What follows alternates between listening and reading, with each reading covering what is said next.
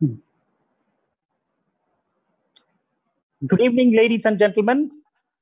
Once again, on behalf of the Nehru Science Center, the National Council of Science Museum, Ministry of Culture, Government of India, and our co-host, Lord Cultural Resources, both from India office in Mumbai, and of course, the co-founder, Ms. Gail Dexter, Lord, who's sitting in Canada. I would like to welcome you all for this special session on the International Museum Day. This is perhaps the first time ever since the announcement of the International Museums Day way back in 1977, or for that matter, since the museums have ever been established. I don't think there has been a special time such as this, where all museums across the country, across the world, have been closed due to the COVID pandemic. But then, like the new norm that the COVID pandemic has brought in, it has also brought in new opportunities for all of us, the museum fraternity, to connect with our audiences from different parts of the country using different platforms like the one what we are doing today, the digital platform. On behalf of the Nehru Science Center and my Ministry of Culture, I would like to welcome two of our distinguished speakers here. Primarily, the main speaker, Ms. Gail Dexter Lord, who is the co-founder and president of Lord Cultural Resources. They are the international museum consultants, actively involved with the government of Bihar in developing the chain of museums there. And of course, right now they are also developing the Science City in Bihar. We also have with us Mr. Utyo Bhattacharya, who is joining us from Mumbai here. He's sitting maybe in another part of the city where I am now. So once again, welcome you all for a special lecture today on the theme of the International Museum Day, which is Museums for Diversity, Equality, and Inclusion. Thank you again on my own behalf for accepting our invitation to deliver this special lecture, Ms. Lord. Thank you. Thank you very, very much. It's really an incredible honor to be with you on this International Museum Day and to be connected. I'm here in a gloomy, fairly cold Toronto, and I understand that I'm connected to the whole world through the platform of the Nehru Science Center in a balmy, warm evening in Mumbai. Pretty amazing. And I also want to thank you for the idea of the lockdown lecture series. It's humorous. But of course, there's nothing very humorous about our situation, which is that most of the people who are tuning in will be in various stages of comfort or discomfort in their homes. But we all certainly have the pleasure of the internet, which as you say, sir, is a very big difference. Having said that, I really want to acknowledge that there are literally millions of people in every country in the world who are suffering in overcrowded or dangerous conditions. And I think that the point is that these conditions predated the pandemic. And I'm sure that we as museum professionals and hopefully humanitarians understand that there's a tremendous obligation on our parts to pay attention to these people moving forward in the post-pandemic period. So thank you very much for having me and also for focusing this session on the Bihar Museum project, in which I know you are also involved, and we're very, very proud of it. So just to say a word about International, well, more than a word, a whole speech, in fact, about International Museums Day, what it is and why it matters. I just want to take the moment to introduce, I don't know who can see what, Utyo Bhattacharya, who is the director of our Mumbai office, is going to be sharing the platform with me and taking us through the museum so people all over the world can see this remarkable achievement in which we've been privileged to be a part. I'd like to just talk about the importance of International Museums Day as well. It started in the late 1970s, and it really refocused. I think what's important about it is it refocused the narrative of museums in its time. So 1970 is a rather critical historical year, in that it's the last year in which there are official colonies in the world. There are, of course, neo-colonies. And many museums that we have today are born in a period of nationalism and others were born in a period of imperialism. The key about International Museums Day is to focus our attention on true internationalism. And this pandemic really makes us understand that it requires international cooperation for human survival. And maybe it focuses our attention, I hope it does, it certainly does for me and my colleagues, that without international cooperation, as human beings, we are not going to survive and we're not going to thrive. And museums are very much part of thriving. So let us now really get into the specifics of International Museums Day this year. The theme is a fantastic one: equality, diversity, and inclusion. And it comes at a time when many of you will know that ICOM is debating the very definition of museum. And certainly these three ideas, equality, diversity, and inclusion, are three ideas that drove for the last decade the Bihar project that we're going to talk about, and certainly drives myself and my colleagues. I'm reminded that 40 years ago, when my late husband, Barry Lord, and I established Lord Cultural Resources, we were two crazy kids with what was then a rather outlandish idea that museums are for people. At that time, museums weren't really for people. They were for specialists. They were for collectors. They were for researchers, all of whom are fine, but it's really that museums are for people. However, in the 21st century, it's not actually enough to just say for people. It's much more important to talk about diversity, inclusion, and equality. It's not just people in general. It's in a meaningful way about overcoming exclusion and those serious issues. So museums are changing, and the ICOM definition of museums is changing.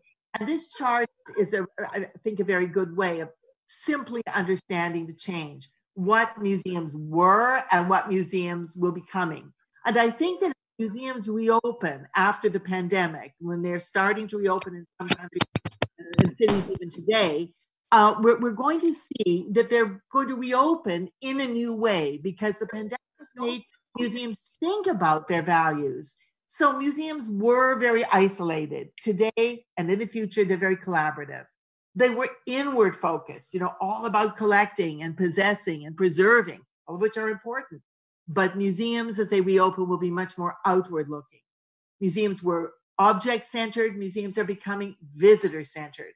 They spoke with a voice that was on high, the omniscient voice, as though there is some one universal approach to any human problem, or any natural problem for that matter. And museums are becoming institutions that look at the world from multiple perspectives. And this is very challenging in a world that we live in, where fact is very important and truth is very important. Fact and truth are the foundation, but multiple perspectives is something we have to recognize in terms of the interpretation. They were passive places, and now they're highly active places, particularly active on the internet. Museums have been forced by the pandemic to become really active players. They already started before on the internet. And in the future, museums are going to be as much an internet virtual experience as they are an on-site. So we're saying 50% on-site, 50% off-site, and that will grow museum audiences tremendously. We've seen that. Finally, museums were multi-technology. There's ethnography, there's fine art, there's craft and history, of course. But museums used to speak, every discipline used to speak by itself. The Museum of the Future is interdisciplinary, in which all the scientific disciplines work together and the collections are put together. When you put the collections together, you see rather amazing things. You see themes like trade, like migration. And I'm going to be talking about that in a few moments. So we can go to the next slide. A little word from my sponsor, Lord Cultural Resources, and thank you to our host for mentioning the company. This is who and what we are.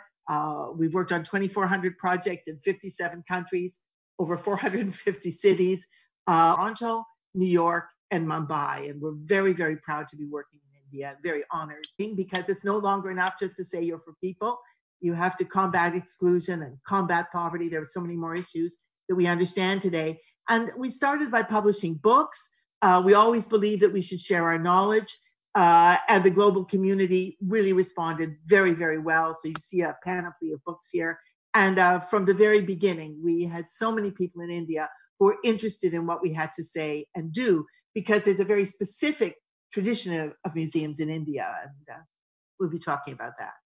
So now to our case study for International Museums Day, the Bihar Museum in Patna, India. This project has its origin in a very far-sighted, future-oriented chief minister, Nitish Kumar, who only a decade ago, it's amazing because especially in Indian time, a decade is it's like a blink, really.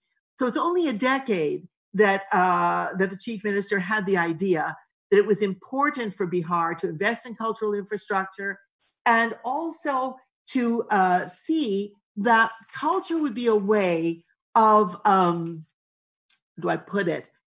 Culture is going to be a way of building pride in the people of Bihar. Now, I think people in India will understand that intuitively and really. Of course, people in Bihar will also understand that, but people from other countries who are watching may not understand, well, why is that necessary? Well, Bihar, while it was a great seat of power hundreds of years ago, indeed thousands of years ago, in the modern period has been India's poorest state. And in fact, many of the workers in India, in Bihar, because of poverty, have been debt slaves, if you like, indentured laborers, and part of an enormous migrant workforce. And being a migrant workforce, again, as people in many countries, particularly in South Asia, will know, means that you're discriminated against, you develop a rather poor self-image. Actually, migrant workers are very appreciated and ought to be appreciated. But the key thing here is to be appreciated in your own home. And that is the ultimate narrative of this project. It's a huge project. If we could have the next slide. Great. So in 2011, we were commissioned to conduct the master plan, the exhibition design, and the overall project coordination of this great museum project.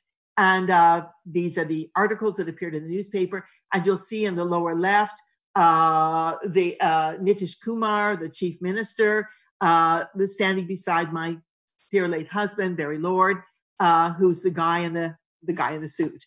And I know that Barry would be very thrilled. Barry would be very thrilled with the honor of this lecture today. He studied Sanskrit in graduate school and had a great love for India. And that is really very much the basis of our assignment. Thank you. We just go to the next slide. So I think that this picture is a rather important one. When you have a large, complex project, such as the Bihar Museum project, it's one of the biggest single museum projects in modern India since colonialism, in fact, huge, as you're going to see. The question always is, and this is quite difficult, how does the alignment around the vision, and remember the vision is, and it's in the lower left here, instilling pride among the people of Bihar about their history and culture. How do you keep all the people involved? You have museum staff, you have government leadership, you have architects, you have designers, you have community people, you have schools. A project like this eventually, without even, does everybody stay aligned so that the end product is actually matching the original vision? And this is a diagram that we use to illustrate a process that we think is a good process, stood us well and is always evolving. First of all, you start with a meta-narrative, and then you go through and the needs of the community and understand them. You develop a facility program based on place and space. So site selection was actually part of this. Then, of course, you have very thorough research of collections and the research into those collections, because that's the bedrock, to use that term, of everything in the museum. Without the collections and the knowledge around collections, the stories and the knowledge around stories, we really don't have a museum. Hard to say exactly what we have. We might have something interesting, but wouldn't exactly be a museum. And those things come together to create meaning. Meaning is actually the content of museums. It's the meaning. And in the world today, unfortunately, we have many museums that have very limited impact. I think that the post-COVID world is going to insist, and I think that comes through a process like this. So can we have the next slide? Now, one of the facts of India is it is, as a country, you know, it's actually the country with the most children in the whole world. There are 400 million children in India, and Bihar has a large youth population and a large children's population. So as we began our research and our exploration, coming to the country with both our Mumbai office and our Toronto office working together, we realized that children were very much a key to this project and to the future of the Bihar Museum. So this is a picture of a, you know, I think everybody will smile because you know, at the end of the museum visit, you have to have a group photograph.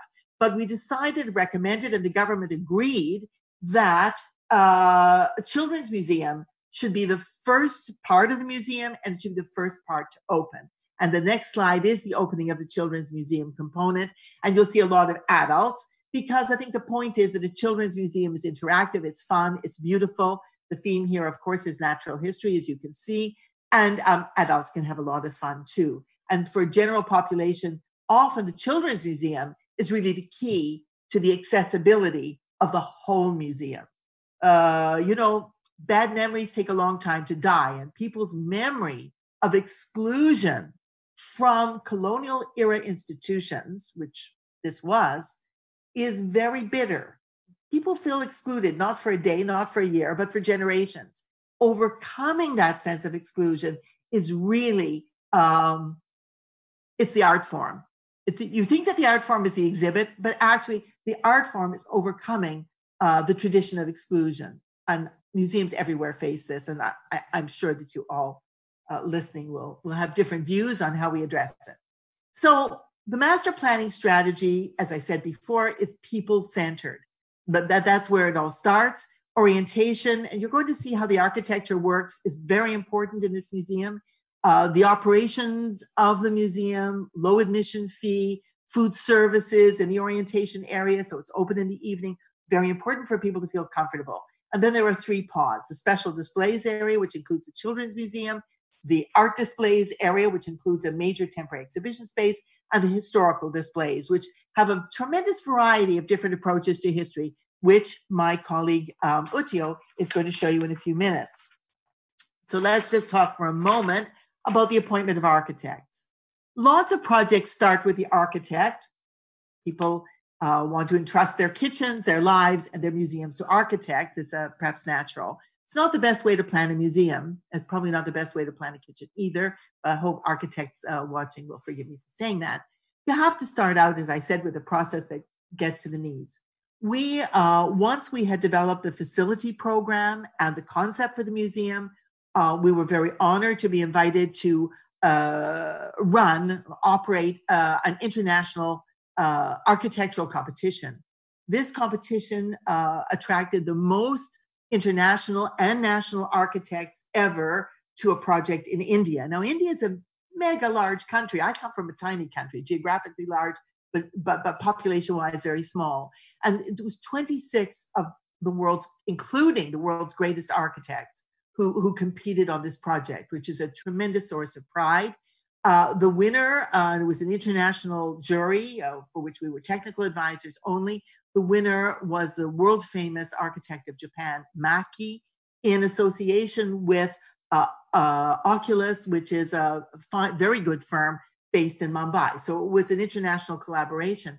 And you can see from the top picture that this is a campus. You know, it's a 13-acre campus, and it is a 25,000 square meter museum, which places it in, you know, in our museum world, we have small, medium, and large. This is on the edge of the largest museums in the world. I mean, it's not as large as the Louvre, it's not as large as the Hermitage, but it's at the top end of the mid-sized museum category. and really very magnificent. I'd say that Mackie is both a beautiful architect and also a practical architect. And I know the Biharis are very pleased. So I'm now going to turn it over to Utio, who's my colleague who manages our office in Mumbai, who is himself an architect and has to put up with all my insults to architects. But I'm very reliant on him to take us through a very quick tour of the galleries. Hello all. To start with, a very good evening from here in Mumbai. A quick clarification, the architects who collaborated with Markey and Associates, the name is Oculus, not Oculus, and they continue to do great work across India. And before I start off onward into walking us quickly through the exhibits and exhibition spaces that have happened, that are around across the museum, I just want to add that there is going to be a question and answer session at the end of this entire lecture. So in case all of us who are listening from across the world and in India have questions, please put them in onto the comments section of the YouTube channel, which you probably would be visiting or would be viewing this entire thing from. And we will curate them at the end and put them forth to Gail and perhaps myself if the need comes. So, after the architectural design was done, and in conjunction with the design detailing process, towards the bottom left of the screen is where you see the two major floor plates of how the exhibits span out, or how the exhibition spaces span out in the museum, is how we were designing the interior and the exhibition spaces of the galleries in conjunction with the design detailing process that was happening in parallel in the architectural front. And I will quickly walk us through some of the galleries, which are the main sort of permanent galleries which are visited the most. And towards the end of this discussion about galleries is where Gail would also step back in to talk about the special display gallery, which has the most special display out there in the Bihar Museum. So the orientation gallery, which is probably what people see first of all when coming into the entire museum, is really like a microcosm of all the historical galleries and the children's galleries that they would be seeing across the duration of their visit. So what you see as Gallery A and B and C are imagined as metaphorical portals in one space to be able to eventually visit the other spaces. And Gail has already talked about the children's gallery, which has 4 sub-galleries within themselves, talking about wildlife and environment and nature. And one of the best things about having worked in the museum, and some of my erstwhile colleagues have mentioned this emphatically, that working on a museum as large as this, with the multiple stakeholders, comes often with a lot of heartache and effort. But when we see the children out there working and enjoying and just consuming the children's gallery, they're making a lot of noise, they're touching things, they're playing. It just makes the entire effort worthwhile. And this is one of the most vibrant spaces in the entire museum so far. In fact, so much so that we have seen adults, fully grown women and men, who, this gallery has had a tendency to bring out the inner children in them, and it's a sheer pleasure to watch it. Going forward, the historical galleries, which contain a parallel narrative of the history of the place of Bihar, interspersed with collections, is broadly divided into 3 major galleries. We have the Gallery A, which is the ancient gallery, which is the ancient artifacts and excavations going down all the way to the 200 BC or so. The other division is what is called Gallery B, which is the 200 BC period onwards until 1200, the Christian era.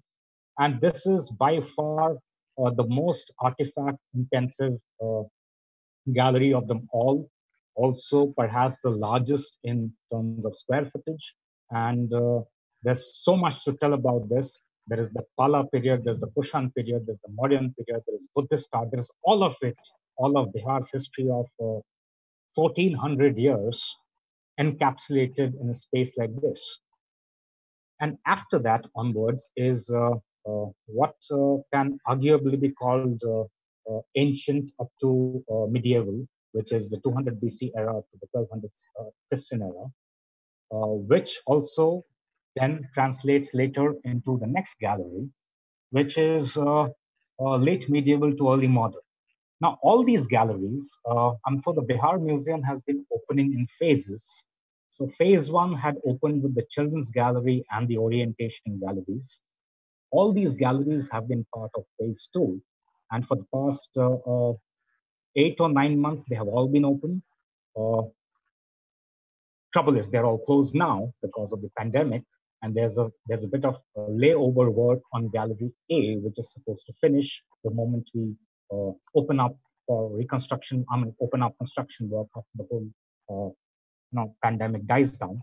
But this has come out magnificent in terms of a combination of historical recreations, artifacts, narratives, various mediums, interactives, all coming together in their own way to form a very powerful storytelling method.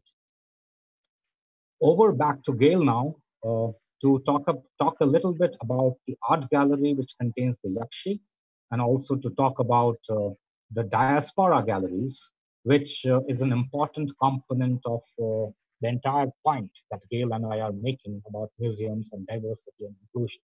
Over to Gail. Thanks very much, Utio. Well, here you see really the great masterpiece of the collection, the Yakshi. It's a stone sculpture, as you can see, that was unearthed in 1917.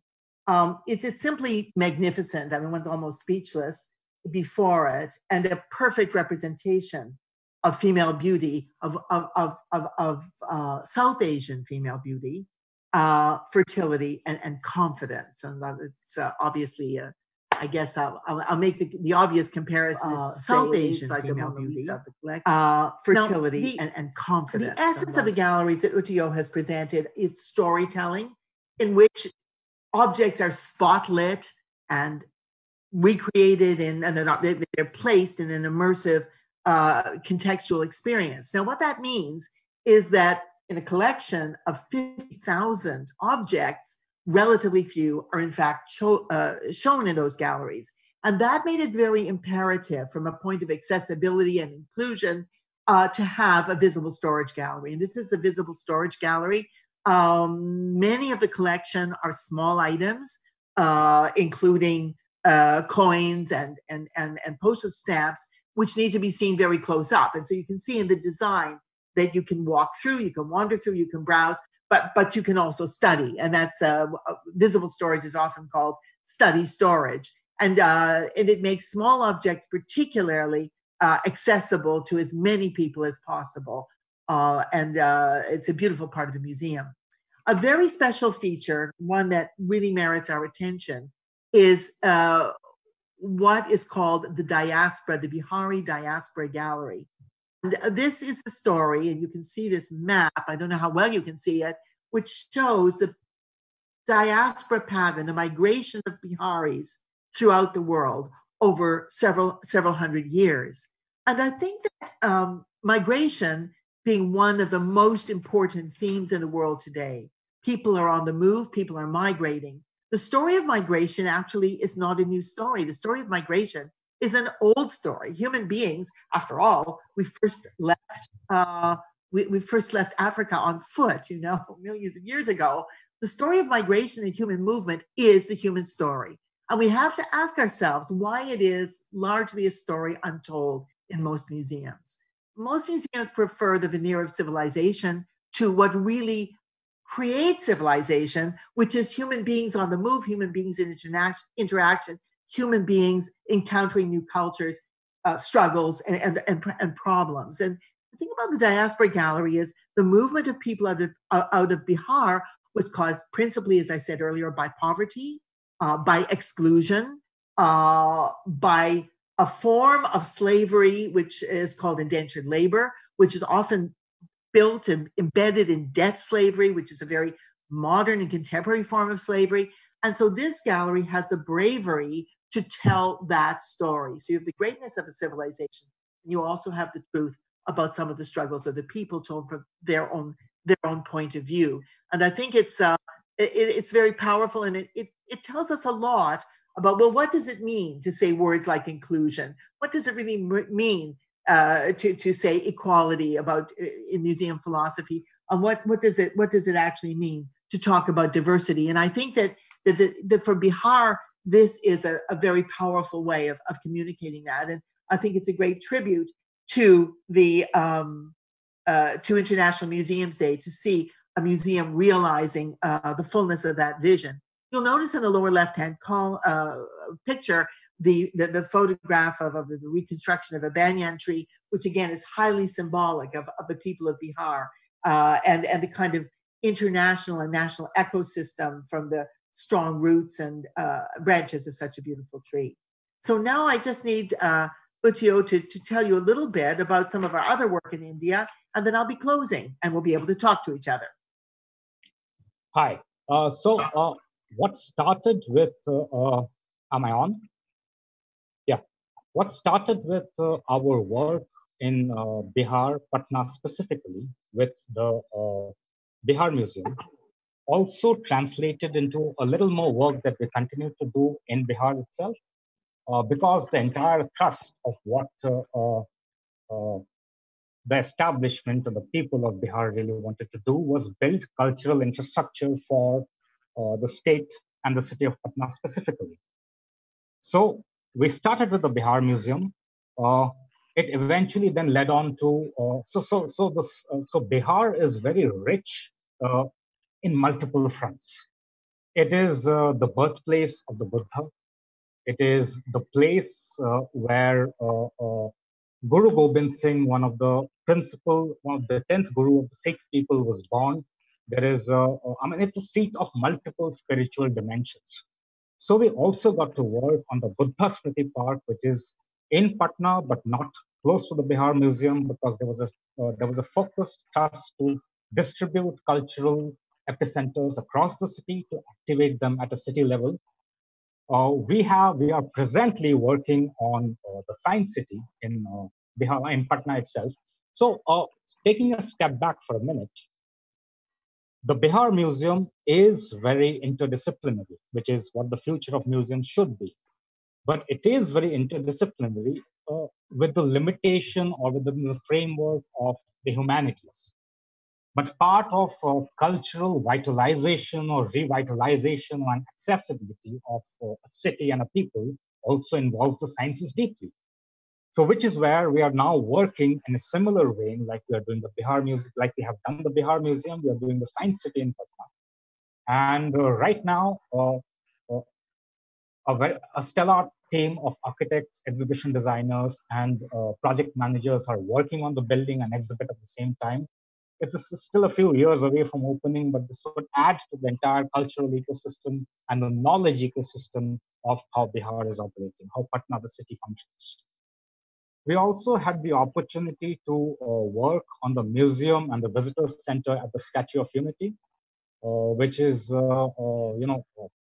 people in India know about it, of course, and people across the world know about it, of course. It's the world's tallest statue. And it has been a very surprising encounter for us, because besides, in terms of learning, operating global best practices in museums and putting it into practice in India, part of the learning also was we had not anticipated the sheer volume of footfalls that a museum would experience. To just put things into context, Bihar Museum has around 300,000 to 400,000 visitors annually, which is pretty decent for any museum across the world and in India. The Statue of Unity Museum, we had designed it for 15,000 visitors daily, and now we probably have to redesign it for 50,000 visitors daily.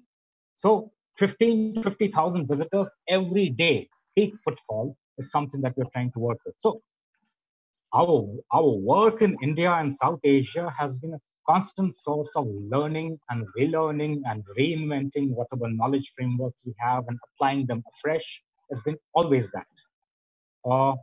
In the meantime, everything that we have been doing globally and in India has, of course, been put into a bit of a question, and we are re-examining everything that is happening in the post-COVID world. So what we're trying to do as an organization is also try to take leadership and lead the way when it comes to how our museums going to be later down the way, how our museums going to function. And we are coming up with a set of strategies which are all interlinked, which we can always talk about later, but now is not the place. But feel free to ask us questions about all this at any point of time, whenever you need to. Back to Gail to talk about the future of museums, the way she interprets it and the way we interpret it. Very good. Thanks so much, Uchio. And I will only take a few minutes because we really do want to have questions. We know we have so many participants, even though we can't see you. So museum, the bedrock, of course, is collections, research, and interpretation. But the future of museums is exactly what we have in our theme, diversity, equality, and inclusion. And what I'd like to do is give you 3 examples of 3 projects that we've done elsewhere in the world, because I think you'll be interested. The first one I want to talk about takes the word of diversity in its own name, which is the Diversity Gardens in Winnipeg. This is a rendering because it's in construction. But what's unique about this is a botanical garden, not based in native species, nor in exotic specimens collected around the world.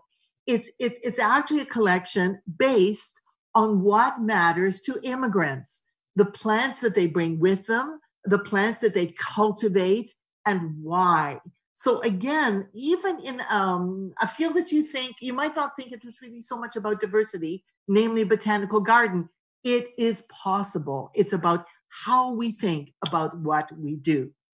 The next one is on the theme of equality. And this is actually also in Winnipeg. So to give you a concept of Winnipeg, it's in the middle of Canada.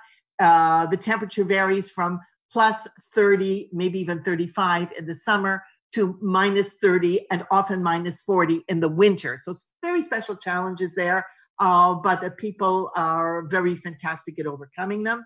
This is the first museum, national museums as part of our national museum system for human rights. And it's interestingly about the same size as the Bihar Museum, 25,000 square meters. And it is a museum. Why in Canada, people always ask me, and just for an interesting reason, which is that John Humphreys, the man who drafted the Universal Declaration of Human Rights for Eleanor Roosevelt, who presented it at the United Nations in 1948, was a Canadian. And so that is the jumping off point for a museum that deals with human rights and all the challenges, including our own challenges in Canada, which is, of course, cultural genocide against our Indigenous people from colonial times, our own colonial times, to our settler mentality of today. And so it's a very important museum, which again, like Bihar, deals with ongoing current issues, migrant farmers, migrant farm workers, and so on. And the third example I'm going to tell you very briefly about is the theme of inclusion. And it's the Museum of the African Diaspora in San Francisco. It opened in 2005, so 15 years old, remarkably. And it's an example of a tiny museum. We've talked about 25,000 square meters. This museum is 1,000 square meters, and it's part of a kind of a mixed-use project right in the center of the city. And it tells a story about how humanity came out of Africa together. Now, what's interesting, of course, is it's a huge story. And so you can tell a huge story. Museums have inner bigness. And I think that that's the message. And I'd like to just focus for a moment on this rather beautiful face of a young girl that you see through the front window of the museum from the main street, which is Mission Street. And that face is made up of thousands of photographs. that have been merged together to create, but electronically to make a face. But what's interesting about those photographs is that they were crowdsourced. People in the San Francisco Bay Area were invited to contribute their personal photographs of diaspora. And you can go and actually see the individual photographs, not all of them, but most of them, as you walk up and down the stairs between the ground floor and the first and second floors. So the message here is that you can tell big stories. You can include thousands of people in a very small space. So I'd like to close with a focus back on Bihar, because they've come up with a very amazing idea, which is the Bihar Museum Biennial. It's a great example of internationalism for this International Museums Day. In the world, we have a lot of biennials. There are more than 200, I think there may be even 400 art biennials. There are film biennials, there are dance biennials, there are architecture biennials. Many of these are in Italy, of course, but all over the world, increasingly in Singapore, South Asia, and of course in North America and Europe, and elsewhere in Europe. So why not a museum biennial? And so Bihar, through its nodal minister, Ajani Kumar Singh, has invented this new project, which is the Bihar Museum Biennial, which will bring together museums from around the world to discuss with the public, discuss with each other, and to show their advanced ideas. Supposed to happen this June. It is being postponed, I think, for obvious reasons. I guess I'd like to leave you with a note that through international cooperation, we're going to overcome this pandemic, and then we'll be able to participate in this International Museum Biennial in Bihar, hopefully very soon. So thank you for your attention, and I'm very keen to discuss your questions with you.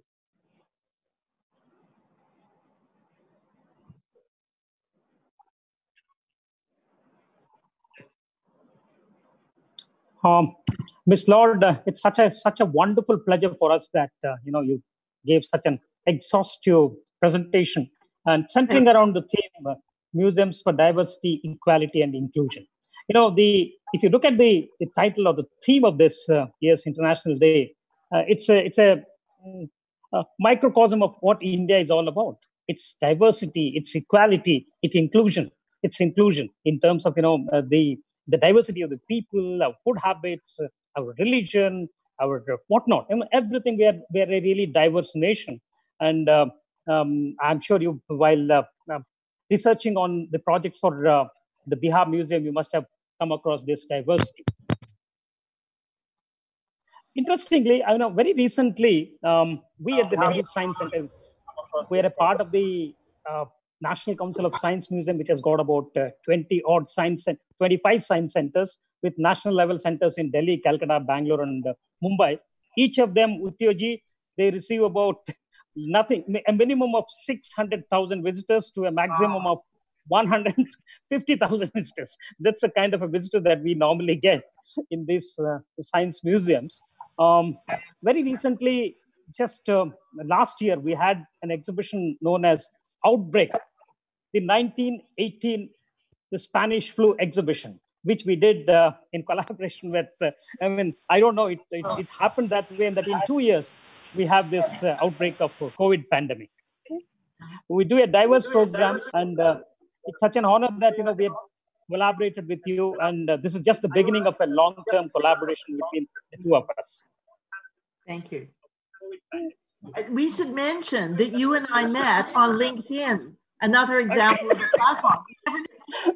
Yes, of course. Look where we are. So, it's important.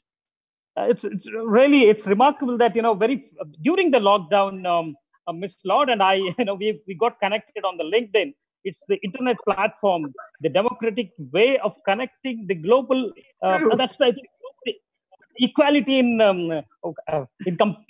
totality. That's what made us connected. Yeah. I'm just wondering what are the questions that have come in, because I will tell you one question. Somebody is asking, can you take up the Kelka Museum? plenty of these questions, but one of them was that. Saket, you may like to post.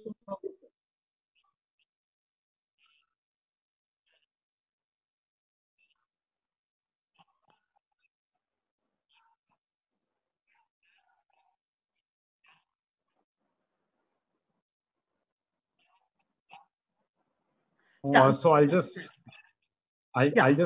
reiterate a question from Mamta Khanna as to whether we involve narrative designers and experiential designers in the planning stage. Over to you, Gail. Yeah, the answer is yes. I think what's interesting about the planning stage is that we see that it's very important from early planning to have a full design team working at the same time as the architects. Too many of the times, there's a beautiful building, exhibits take second place, and they can't fit them in. And when you're talking about experience design, of course, there's a lot of technology involved. And so it's rather important that they have a voice, not only in the shape of the galleries, but also in the technology of the galleries. So yes, the answer is yes, we do. We have designers, but we feel very strongly that we work with the designers that are right for the client.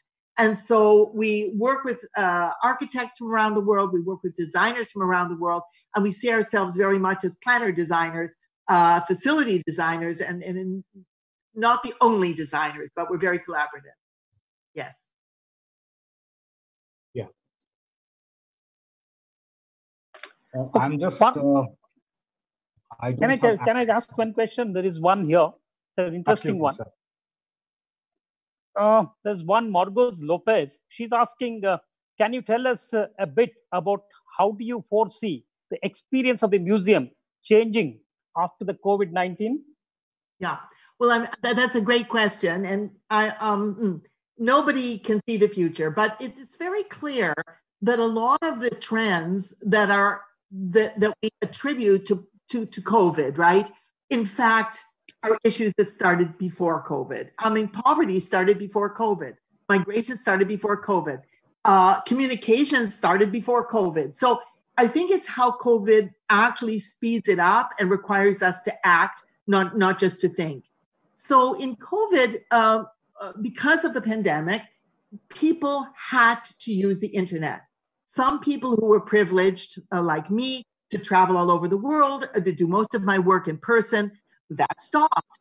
And now it's very clear we're going to be working online. We're going to be saving money. We're going to be saving travel time. We're going to be learning to communicate in different ways. And that's very true for museums. The future of museums, small museums, this is really important because we work for small museums too, enormously increased their number of people they engaged during the COVID lockdown. People participated online. It was convenient. They didn't have to travel across town. They didn't have to make that extra effort. I think that in the future, museums will be 50% online, 50% on site. And that's a good thing. I think right now, all museums are really worried about how they can make money.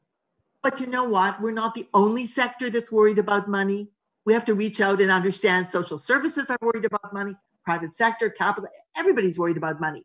We can't let the worry about money stop us from appreciating the access that we are going to have by working more effectively online. So I hope that answers your question. Yeah.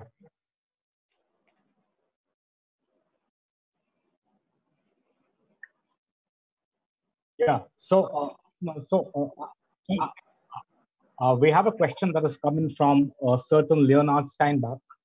Are there any stories about decisions and ideas early on that you found you had to revisit to significantly modify and improve upon? Lessons learned. Gail, should I take a stab at answering this question? How did you know? Yes, this is for you. Yeah. So in Bihar Museum, significantly, no. In terms of there have always been little ideas and little decisions that we have had to revisit during the museum planning process, which eventually translated into the exhibition design and commissioning. But there have fortunately been no great, things that we overlooked in the first place, which we had to revisit. However, every museum, there are certain architectural and other planning project typologies which all follow into a certain pattern and a pattern of predictability. Every museum project that we have encountered so far have been vastly different from one another. There has been no pattern that has fitted them all. So there have been invariably, needs to revisit and reorient our approaches towards museums. Most significant of them being, this is another question which might be related, which is from Patricia Lance, to study the impact of museums of the future with an audience of 50,000 people daily. So this is what happened in the Statue of Unity project. We have not gone into the redesign or the reorientation yet, but major impacts happening as in black swan events happening to museums, like the COVID crisis. I'll just connect it slightly to the previous question asked as well. So post-pandemic, everything is not going to go back into being the same, definitely. Things are going to be vastly different. We are going to allow far lesser people into museums, and that is a change we need to start embracing. But when we start letting lesser people into museums at a given point of time, that does not necessarily translate into the museum exhibit spaces being smaller, because we have to distance ourselves from each other.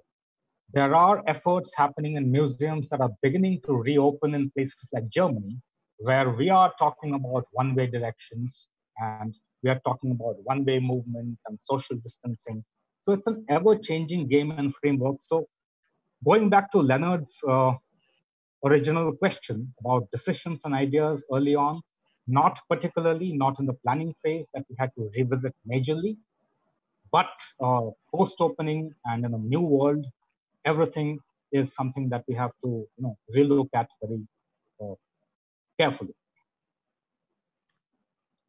One question that has come in from Mr. Satnam Balsale about how the Bihar Museum is funded, I will answer that right off the top. It is fully funded by the state government of Bihar with certain involvement of central government funds.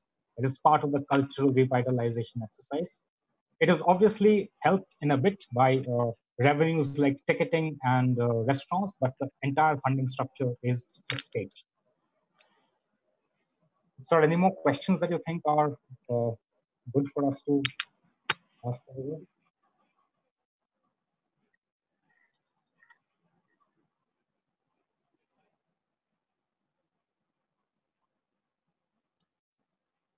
Which one?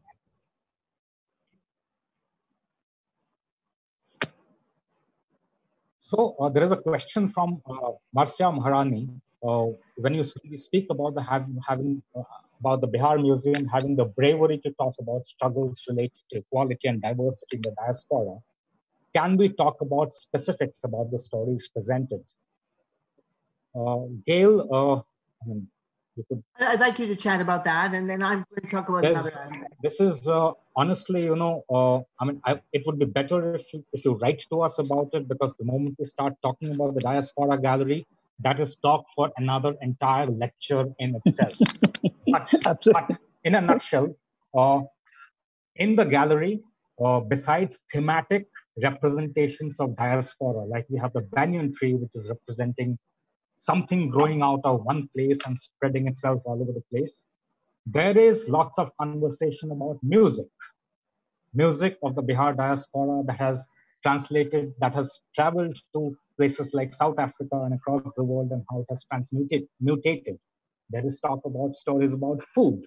There is talk about stories about and the entire diaspora narrative is also not purely limited to adversity of diaspora. There are also many positive stories about Bihar diaspora, because even in India today, the Indian Administrative Service and the IITs and the IAS is fully populated by people from Bihar. So there are all these success stories about the Bihar diaspora as well. We have had presidents, we have had captains of industry, all of them coming from Bihar. So the Bihar diaspora story has not necessarily been just about forced migrations, though it has been an important part.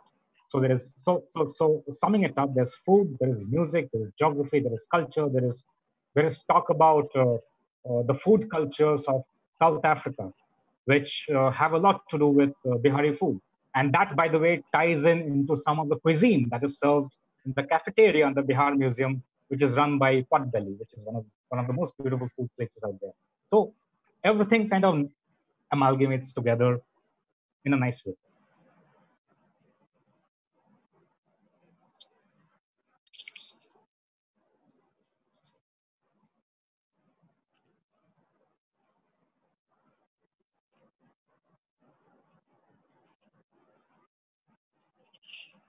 Gail, I'll just repeat the question. It's a very interesting question that has come from Paolo Winovic.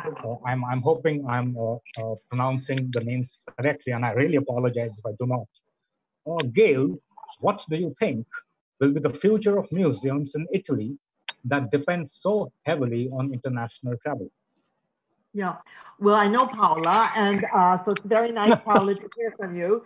You know, Italy has been telling us, and I know there are a lot of Italian viewers today as well, you know, that they're reopening that tourism quite early, and that their early indications are that it's quite, that it's looking fairly positive. I think for most museums, the initial period is going to be one of appealing to people who can arrive locally, especially there are problems of borders and borders not opening. So initially, I think it's a great opportunity to work with your local communities. You know, tourism is fantastic, but tourism can make us a little bit lazy as well, because it's somewhat of an automatic audience. And in countries that have strong tourism, in cities, well, Italy for one, obviously Paris is a huge tourism attracting city, London, New York, and so on. So I think that there's going to be a shift. And that's going to also require retraining of staff. That's something I wanted to talk about. This 50-50 idea, 50% online, 50% on site, means retraining staff. It means that staff that used to do guided tours will now need to be able to do work in a more interactive way online to engage with audiences. Eventually, of course, because there's every hope that international tourism will recover, but our countries have our own population to serve as well. So it's going to be more balanced. I think that maybe some of the limitations on tourism will be good.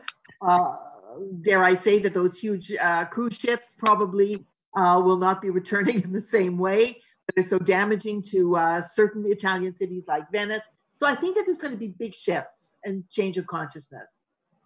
So anyway, so by the way, I think we are all running out of time right now. We will have time for one more question, but I would like to tell all the viewers out there, I mean, I'm inundated with questions at this point of time, which is a very good thing to have.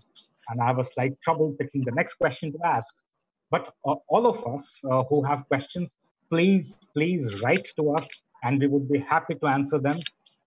info@lord.ca is our email address. Please feel free to write to us. My email address is available on the website. Just go to our website and put in all the questions and we will try to answer them individually. There is one question that I would like to end this with, and this is for Gail. And very interesting, Gail, this has come in all the way from South Africa. Because this takes off from what you mentioned about diaspora. Do you have any insights on how to reflect the history of mining towns where a number of the occupants are migrants? Right. So your thoughts on...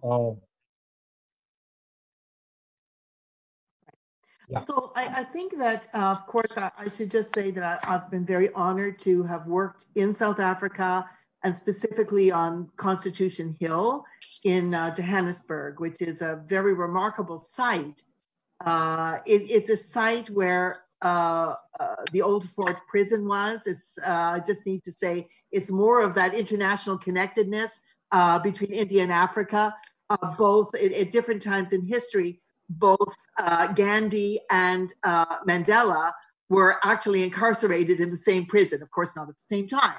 So again, the connections between people, the connections between struggles. Mining, of course, is a very, again, one of those international industries that some would look at as progressive, opening up. Others would look at as disastrous forms of oppression and exploitation. And of course, both migrant workers in the sense of internal migration. We have, of course, a huge mining industry in Canada, which also is worldwide and much criticized. And as you do in South Africa and elsewhere. I think that the key with mining museums, and we've been involved in lots of them, is finding the balance of the story. I think that that's where museums are not propaganda machines, even propaganda machines for anybody's values. They have to be balanced, and that's where multiple perspectives are very important. And I guess I would leave you with that thought. How to tell the truth is actually one of our greatest challenges, because some of us assume that values represent the truth, but museums are a repository of factual evidence subject to interpretation. And I think that we need to have the humility to know that that interpretation is very complex. And we want to be able to actually put the visitor in the position of critical thinking and drawing their own conclusions. And I think that I really appreciate this question, because I think it refocuses us on a big issue for right now, which is that critical thinking is really the most important thing for our visitors, and we need to enable it. Thank you, Ms. Gaylord, and also Utyoji, for this wonderful conversation. I would also like to tell you that the YouTube channel, Nehru Science Center YouTube channels will be there for people to look at it offline as well. I mean, after this, this is a live session. It will be available. All your questions that or comments, which will be there on our YouTube, will be passed on to both to Ms. Gail and to Utyoji. Let me also tell you that you made a very interesting observation that 50% of the audience on site, 50% virtually. Very recently, post the COVID, we had night sky observation. We just like what we have international audience. We had about 5,000 audience live on Facebook when we had the look at the Jupiter and its satellites, and also we had the Saturn and its rings, the phases of the Venus. So I think that's the way forward. You rightly summed it up. Well, the new norm, we will get adjusted to this. I'm extremely grateful that you accepted our invitation. Utyoji, thanks to you also, and thanks to all of you from all over the world for making this International Museum Day a great success. Thank you. We can also write to us, you can just Google nehrusciencecenter.gov.in, and my email ID is director@nehrusciencecenter.gov.in. Thank you.